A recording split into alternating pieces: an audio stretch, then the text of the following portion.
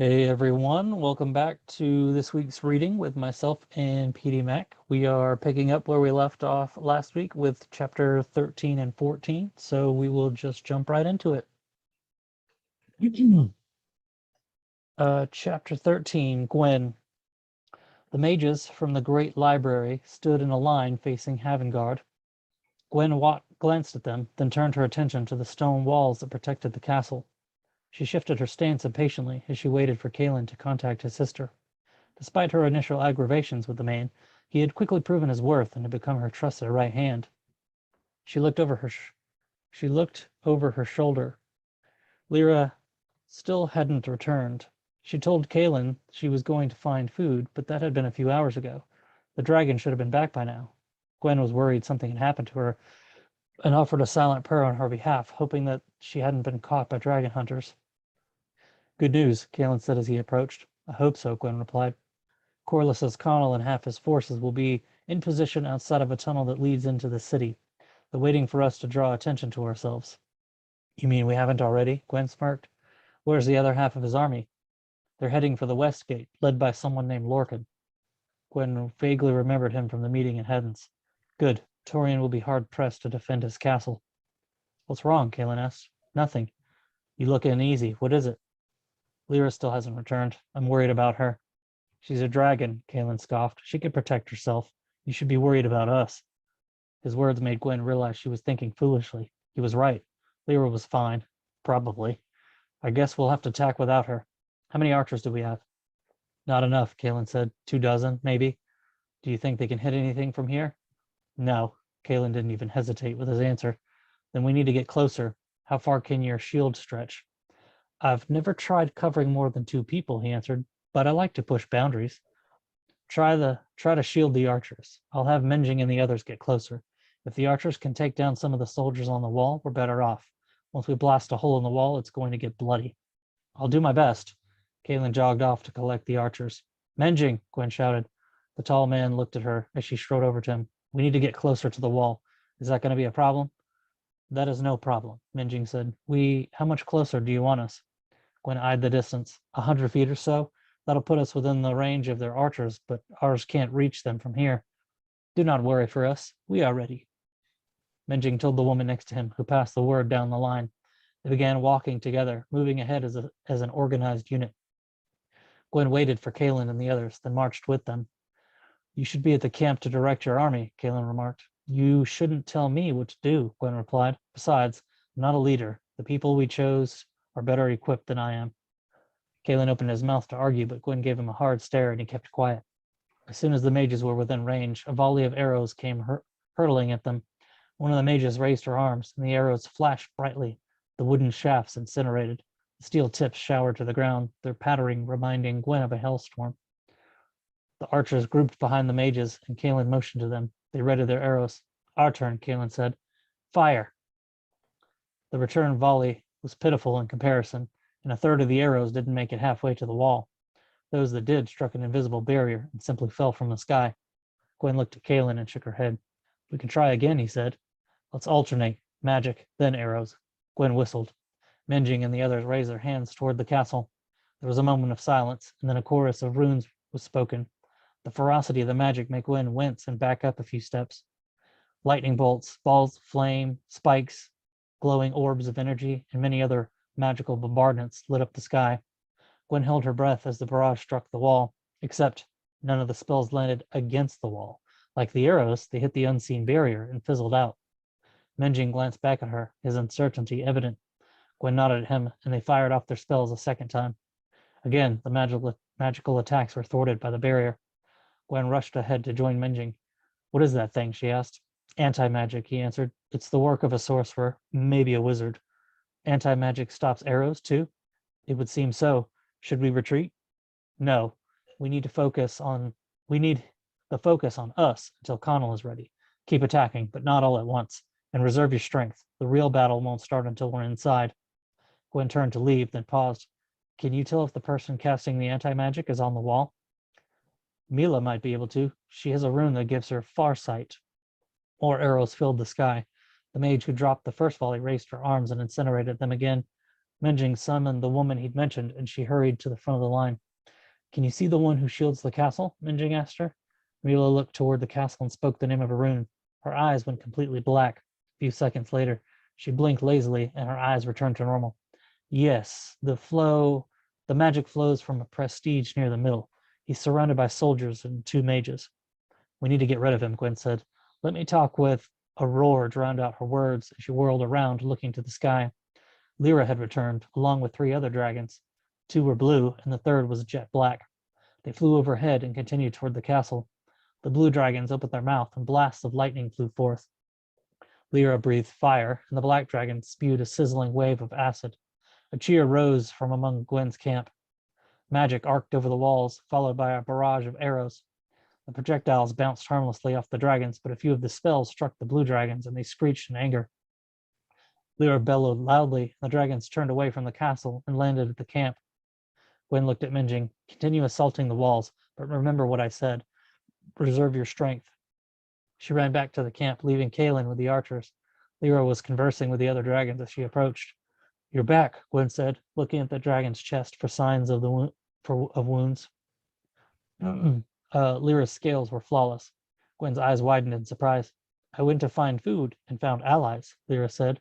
She lifted a claw and ran it over her scales where she'd been wounded. Your magic is powerful. There's no scarring at all. I wasn't even sure if it would work, Gwen admitted. You have done a great service to me, but also for my kind. I am still able to bear eggs, and once we have the city back, I will help restore our numbers. Gwen wasn't sure what Lyra was meant about having the city back. She was just glad to see the dragon was healed and hadn't been captured.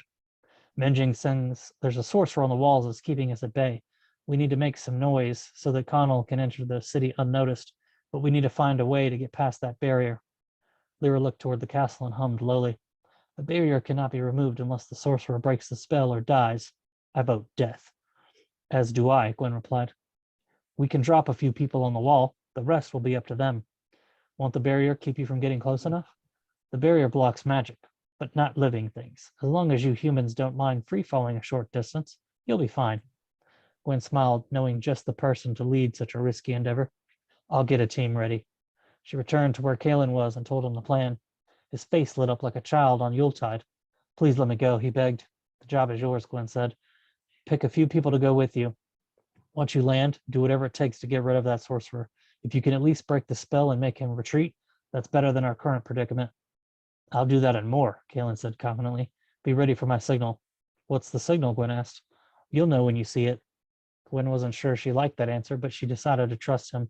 She just hoped he didn't let her down or die, as Tobias had. Kaelin pulled the archers back to the camp since they were useless and handpicked 7 people to go with them. Lyra was confident that each dragon could hold 2 people while flying near the wall. The small team armed themselves and climbed onto the dragons, all but Kaelin, exuding a strange mix of excitement and fear. He was enjoying himself immensely.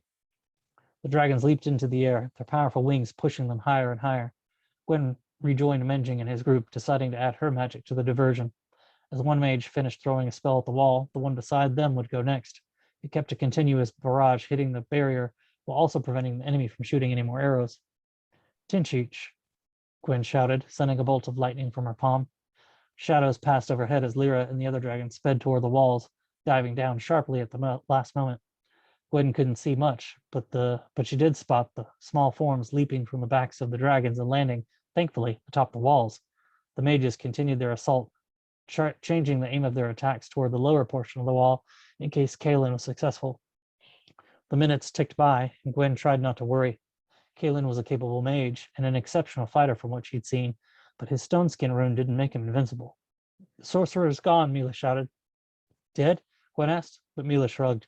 He's no longer at the wall, but I can't say if he's dead. The barrier should be down now. All together, Menjing rallied. This time, Gwen summoned the lightning and the fire runes back to back, adding her magic to the chaotic mix of the other mages. Every spell struck the wall. The camp behind them cheered again, and Gwen allowed herself to be optimistic. Now that Kaelin and the archers had dealt with the sorcerer, where were they? He was smart enough to stay out of the way of their magical attacks, but where would he go? The entire city was crawling with Torian's men. She gritted her teeth and pushed the growing doubt aside, throwing herself into the magic. They needed to blow a hole in the wall to allow the army through. Despite the combined power of the runes, the walls merely blackened under the assault. They weren't making any progress. One of the mages pointed and shouted something unintelligible. Gwen looked, seeing nothing at first. Then movement caught her eye. The porculus over the gate was rising. Gwen's eyes widened. Kalen was opening the gates. Gwen sprinted back to the camp.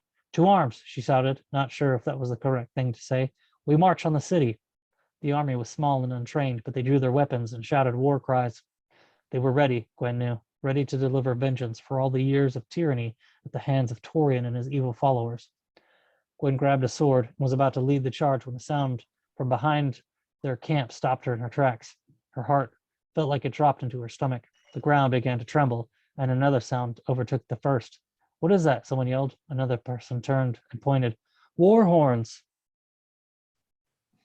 Chapter 14, Connell.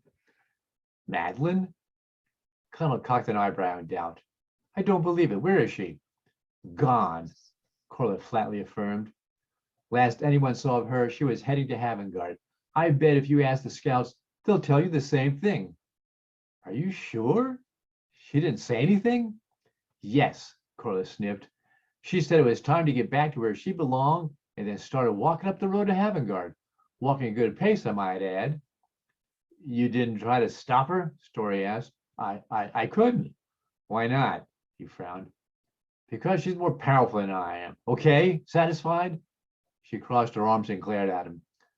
Story's frown deepened, and he turned to Connell, hooking a thumb at Corlett.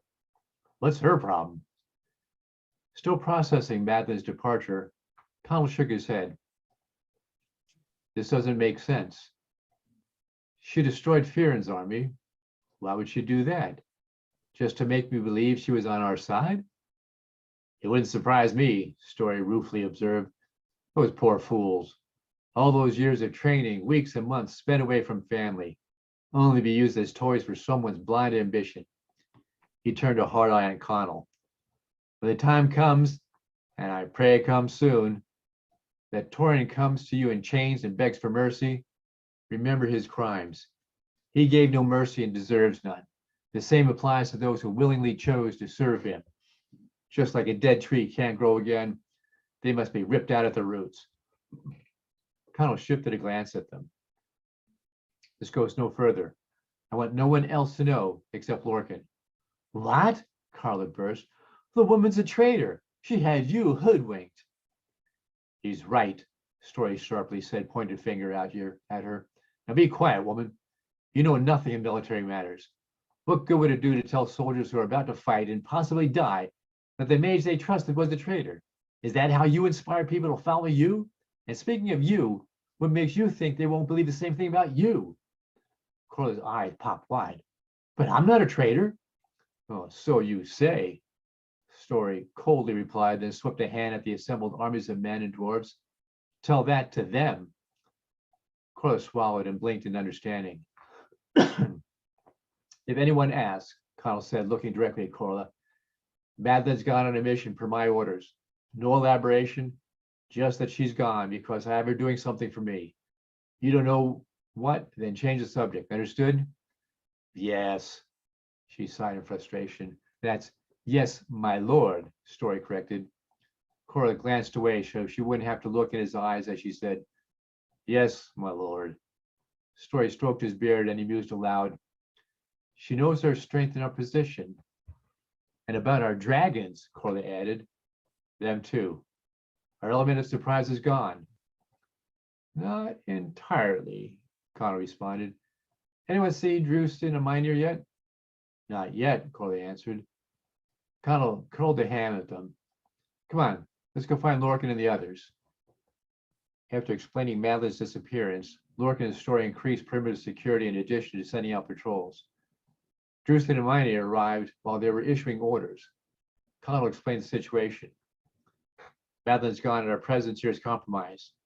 Gwen's committed in battle to the east. We have to attack to take the pressure off her. You two know the area. What's the best avenue approach to Avangard?"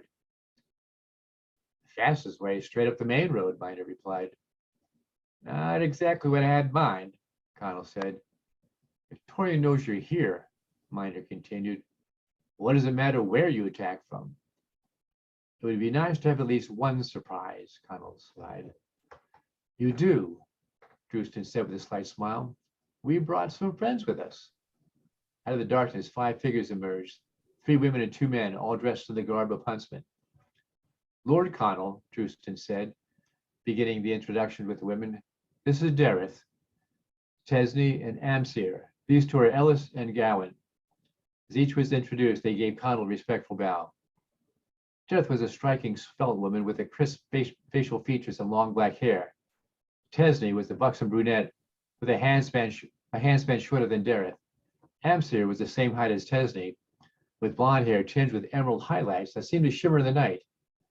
Ellis was tall and muscular with a thick neck and close cropped hair. And then, though a head shorter than Ellis, Gowan's broad shoulders and brooding face gave him an imposing presence. 2 things were unique to all of them. Their eyes, coal black with pupils like the occasional flicker of simmering coals, and the numerous runes imprinted on their skin. There are 7 of us here, Drewston said. 4 more standing by to employ where needed. One more thing that ought to be mentioned, Mynheer said, glancing quickly around to see who was within earshot. Motioning Connell and the others to close in, she lowered her voice and said, Dareth says there's a way into the city and then into the castle. She motioned Dareth to join the group. There is an entrance, Dareth repeated. As far as I know, it has been used for many decades. The last time I was there was before Cameron's grandfather was born. How old are you? Corla blurted, earning her glance from the others. Sorry. How do you know about this entrance? Story asked, suspicious. Dareth is Princess Dareth, Drewston answered for her. Her parents ruled in Havengard before the hunting. She will rightfully rule again when the time comes. How long will it take us to get to the entrance and then to the city? Connell asked, his hopes rising. I will lead them, she regally replied.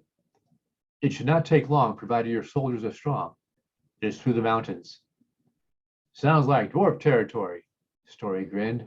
It is, Dareth said, for dwarves carved it for us an age ago. The hallways and caves are large, so an entire army of dwarves can easily pass through. But it's been some long time since I walked those hallways. I've never forgotten my home. This means splitting our forces, Lorcan warned. I know, Connell pensively nodded. But it also means getting someone into the city and castle without them knowing. He peered intently at Dareth. How far is it to Havengard? You can be there well before dawn if you left now. How long from here to Havengard for those not going through the mountains? 6 hours. Connell thought quickly. We attack at dawn. Story and his army will go through with Princess Dareth through the mountains. Lorcan and the remaining fine forces will continue the avenue of approach. He shifted his attention to Drewston. I'd like to split your group between the 2. Agreed. Mynheer and I will remain with Lorcan, along with Tesney and Ellis. Amsir and Gowan will go with Story. What about you, my lord? Lorcan asked, already knowing the answer. I'm going with the Story. Both Lorcan and Story were about to argue when Drewston spoke. An excellent idea. That would get the king's son inside the city before Torian realizes it. I have no doubts that there are enough in the city who are ready to rebel. What about me? Corley interrupted. You go with Lorcan, Connell said. He'll need mage help as soon as Torian sees the army. Though disappointed she wasn't going with Connell, she was also keenly aware that Torian's mages were far more powerful than she was. Even Madeline was more powerful. Suddenly feeling inadequate, she meekly nodded and tried to blend in with the others.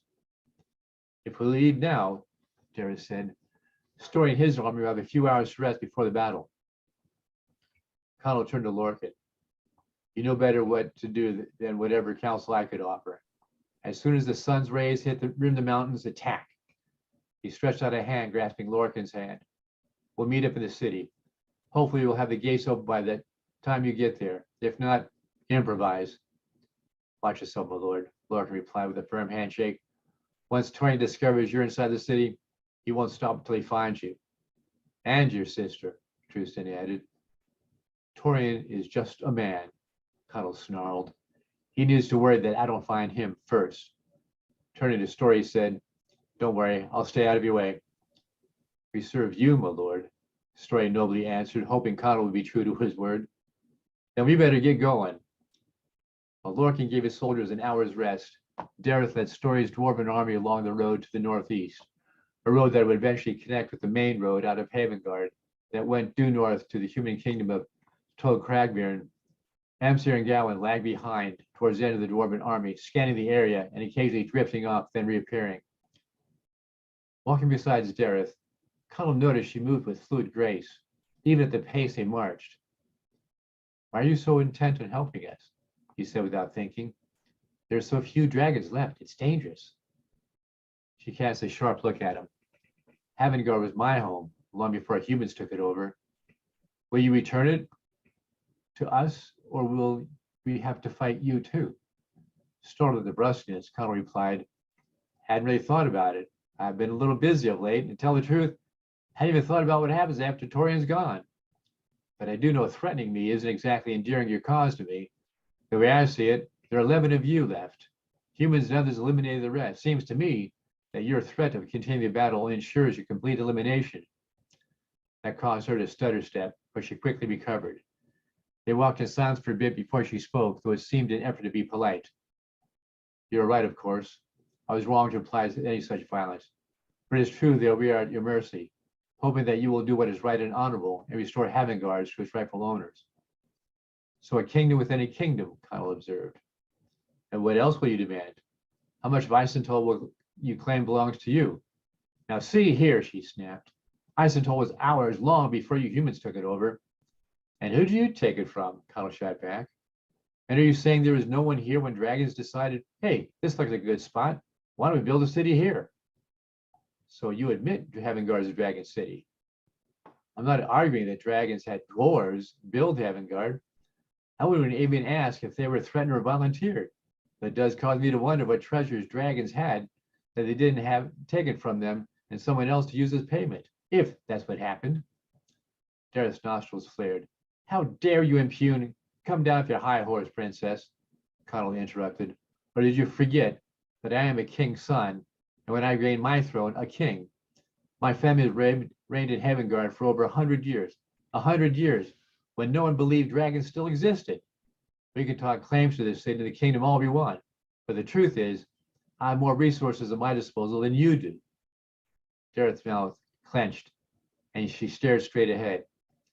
For the next hour, as evening's light slipped away into the darkness, neither spoke, and Connell wondered if he hadn't stepped over the line, that perhaps Dareth was leading them to a trap. But then logically, she'd still have to have his and Gwyn's support to defeat Torian. It was when Dareth abruptly stopped that an idea he had germinated began to blossom. A half moon's light gave shape to the forest on both sides of the road. "We're here," Dareth said, pointing into the forest to the right. "Follow me." Connell continued to contemplate his idea so much that he blindly followed Dareth, dodging trees, crossing small streams, and clambering over rock formations. The trail she blazed continued to climb. An hour later, she pressed it onto a wide rock shelf covered in vines. Hands on hips, she shook her head. "I can't count the number of times I came out here." She tugged at several vines and pried them apart. Connell and the others pulling and prying to give them space to get the army through. When enough space was created, Dareth plunged into the darkness, followed by a flash that lit a torch in the wall. "How'd you do that?" Connell said, impressed. "I'm a half druid, remember?" she lightly replied, lifting the torch out of the wall holder and handing it to a nearby soldier. Torches lined the entire hallway, light only enough to find her way. Soon enough torches provided dim light, showing the ceiling of the hallway was a good 50 feet above them. Connell immediately wondered how long it took to carve this from the stone of the mountains. "This tunnel will get us into the city," Dareth explained. "I will get us close to the entrance so that we may rest before the attack." "Lead the way," Story grinned. Standing inside the mountain and seeing the work of his ancestors filled him with the comfort only a dwarf would understand. Connell caught with Dareth. "I have an idea." "Yes?" "I will return Havengard to you in return for your help." "You already have my help." "Not this time. What I mean is, how much of Isentol was yours?" "About half of it," she answered, her hopes beginning to rise. "Which half?" "Does it matter? Human towns now occupy all parts of the kingdom." "True. However, my thought is this. To start off, You reclaim Havengard.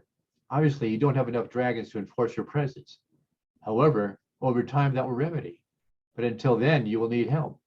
So enlist anyone who wants to stay. However, it will be dragon law that rules. Okay.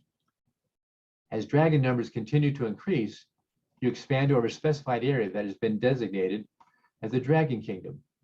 In the meantime, since the seat of my kingdom is no longer in Havengard, it will need to move to elsewhere. Likewise, I'm losing a good chunk of my kingdom, so I need to make up for that loss. How? She looked at him and cocked an eyebrow. Tirmanak. What about Tirmanak? You will help me take Tirmanak. You're going to conquer another kingdom? Her frown deepened. Tirmanak had been under Tauren's spell for years. My family was murdered, and Tirmanak did nothing to prevent it or complain about it. The present king is still under Tauren's thumb. This will be justifiable reward for betrayal. Dareth tilted her head to the side as she led them past corridors, through large vaulted rooms, and up and down wide sets of stairs before slowly nodding. I agree to your proposal, though frankly the affairs of men are a little concerned with dragons, as long as we are left alone. Good, we can hammer out the details later. For now, where does this come out? It comes out to the southwest side of the city. The city is built up against the mountains. She went on to describe the layout of the city. One street ran the length of the city walls, stopping well before the citadel. There were 7 main thoroughfares that fanned out from the citadel all the way to the walls. With the citadel as a focal point, descending concentric rings of streets connected the main thoroughfares.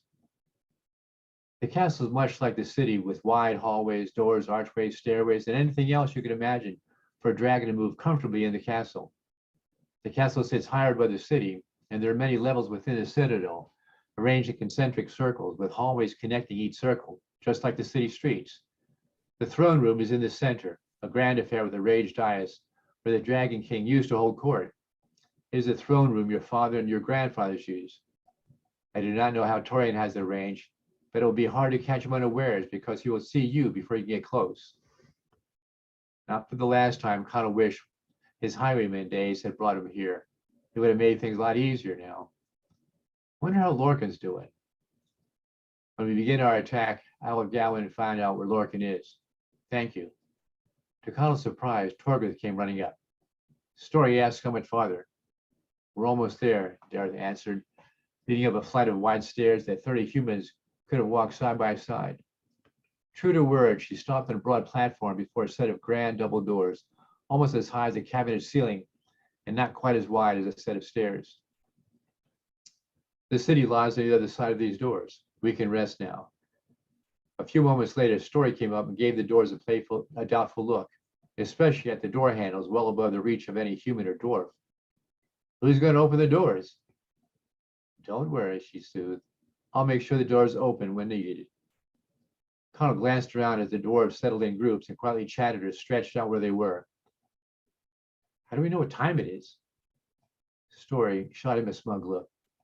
A dwarf always knows what time it is, especially inside the mountains. We made good time. We got another hour and a half before we launch the attack. I've got a regiment ready to open the gates for Lorcan. Amsir and Gowan came up and drew Dorothy aside to chat quietly. Amsir says that Lorcan's army arrives unnoticed. How does she know that? Connell sputtered. There's more than one secret way into the city, Dareth cryptically replied. The attention is all to the east, where your sister and her mages have engaged the magic of Tauren's magical forces. Let's pray his attention stays there, Connell muttered. For the next hour and a half, Connell tried to relax, but his pent-up nerves wouldn't let him. And he was actually relieved when Story said, it's time. Amsir, Gowan, and Dareth joined to stand before the doors. Give us room, Dareth commanded. Lots of room. Connell, Story, and the dwarves scooted back off the platform to fill the stairs up to the edge. Connell saw the reddish glow of the runes on their forearms begin to shimmer, brighter and brighter until the forearm was a swath of a color. And then the transformations occurred as the human forms bumped and bulged and twisted as 3 dragons expanded into their original forms. Dareth was a large coal-black dragon with cobalt blue eyes and wings the color of shimmering onyx. Amsir evolved to just a little smaller than Dareth, an emerald green dragon with eyes that colored liquid gold. Stout Gowan was a surprise, for he was almost twice the size of the other two, all muscle and power, his scales the color of dazzling amethyst, and eyes that blazed bright orange. A hush of wonder rippled through those who watched the metamorphoses. Jared stood on her hind legs and reached for the door handle, then turned to Connell and Story. Ready? Then let's do it. With a yank, the doors silently swung wide. It's getting crazy. All right. That wraps it up for this week. So be sure to keep your eyes peeled for next week's video, and we will pick up where we left off. Thank you for listening.